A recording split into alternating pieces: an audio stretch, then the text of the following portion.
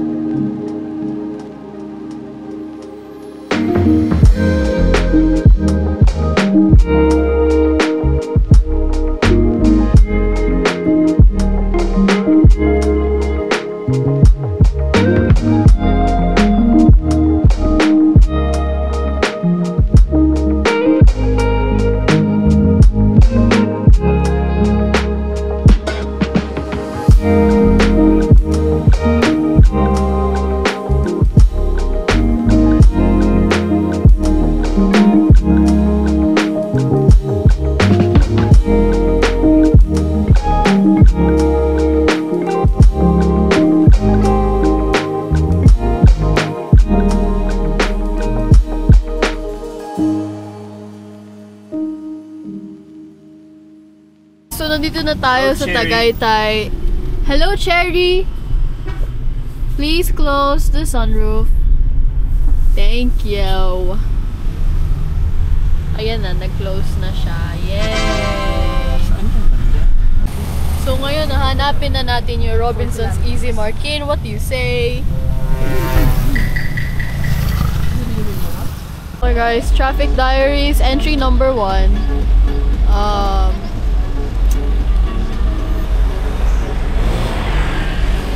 Joke lang pala. Andito na pala tayo. Ayan na pala yun, oh. Ayan, oh. That one over there. Okay, Bill.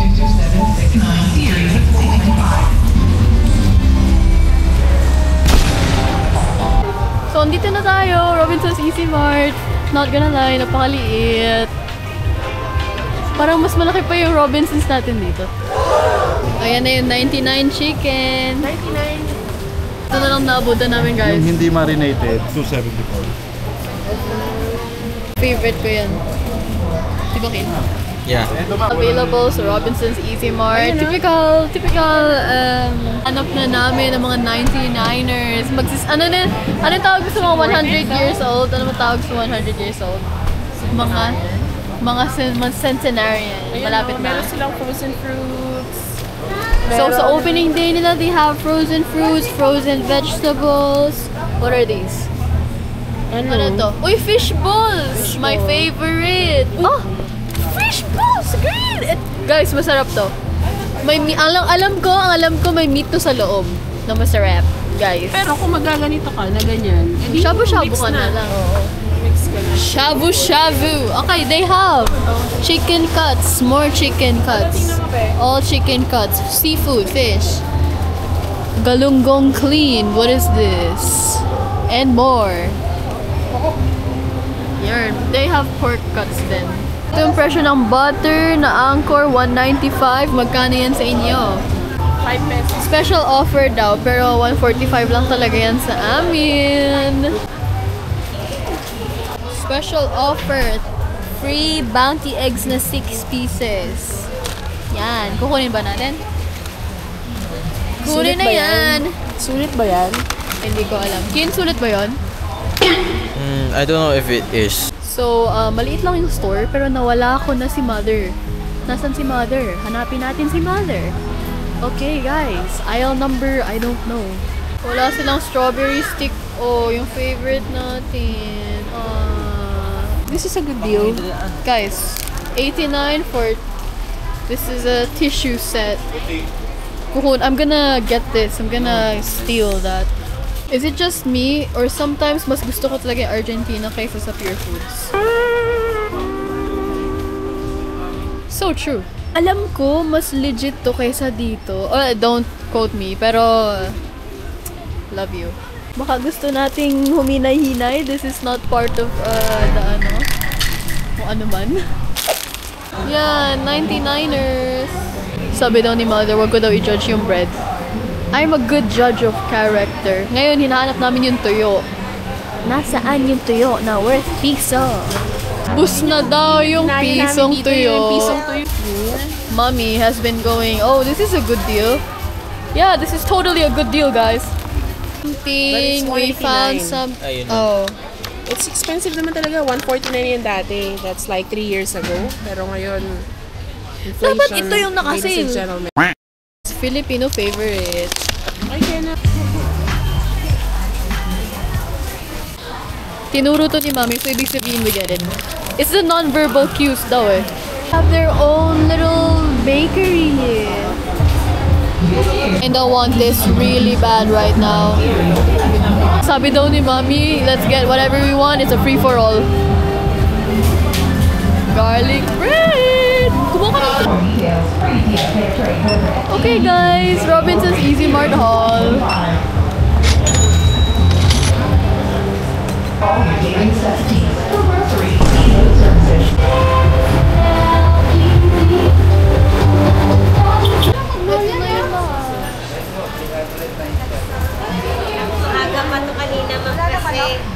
Or store for everyday needs. Kain ko yung pizza right now.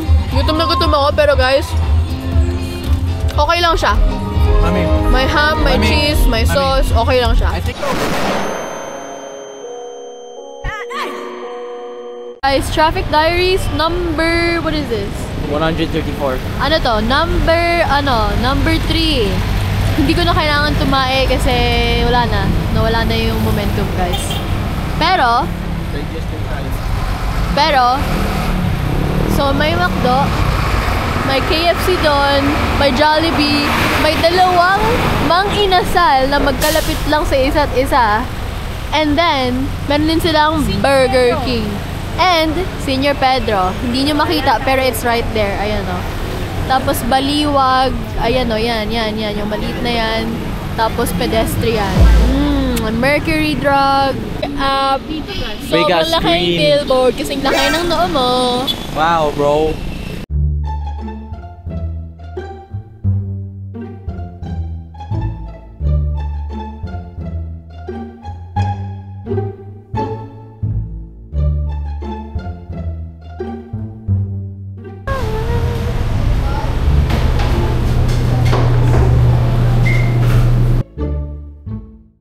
ngayon sa JT's Manukan Grill.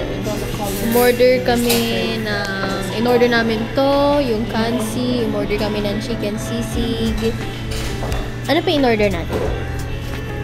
We ordered pinangat. In-order din kami yan. Tapos ng pinangat. Kumuha lang kami ng plain rice lang. Tapos yung mga, water. Tapos yung halo-halo nila. Although hindi ko alam saan. Tapos leche flan din, of course. Ito yung restaurant nila. Very cozy, very homey. Walang aircon kasi hindi mo na kailangan ng aircon. Tagaytay naman to. Have suka here. Hindi siya chemical na suka. Legit daw, sabi ni mother. Pero we'll see. Okay, JT's Manukan. Let's see gaano kakatagal. Mag-film tayo ng time-lapse.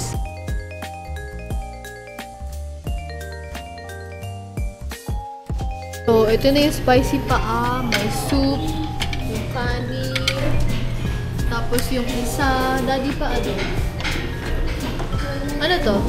Spicy paa din? This is ito yung regular paa, ito yung spicy paa. Andito na yung sizzling chicken sisig.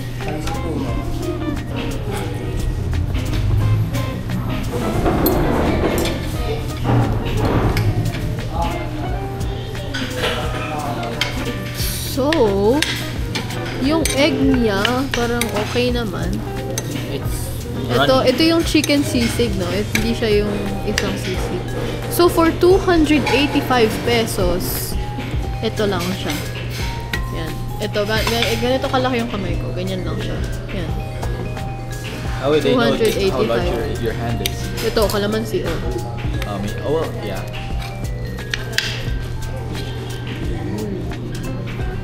Hindi mo tuloy pa rin yung baka mo, daddy. Ha? Tuloy pa rin yung baka mo. Sabi daw ni mother, ito ay parang sinigang na bulalo. They call it Kansi. kansi. Ito yung pinangat. Itong kansi, magkano to? 350? Ito, mga 350 to 380. This one is 180? 180. Ito ay 285 and this is 195. Nakakain ko lang ng isang bite. Ito ay yung spicy paa. Compared sa Mang Inasal, mas masarap ang Mang Inasal kesa dito. Pero masasabi ko, kung gusto mo ng savory na malinamnam na chicken, doon ka sa Mang Inasal. Pero gusto mo ng light na flavor, lasa mo yung chicken, ito. Okay, final rating. 7 out of 10. Yung chicken sisig nila. Yeah, nandyan yung chicken. Namnam mo yung chicken. Nandyan yung egg. Kulang sa onion, pero masarap siya. Worth it ba ng 285? Okay na. Medyo nawawala yung savoriness niya kapag nilalagyan mo ng kalamansi. Without the calamansi is already, okay na siya. Masarap na siya. Pero pag may kalamansi, medyo off na. Itong pinangat daw, according sa Bicolana herself, medyo dry daw. Pinakahuli daw niyang nagustuhan. Rating 10 out of what? I mean, what out of 10?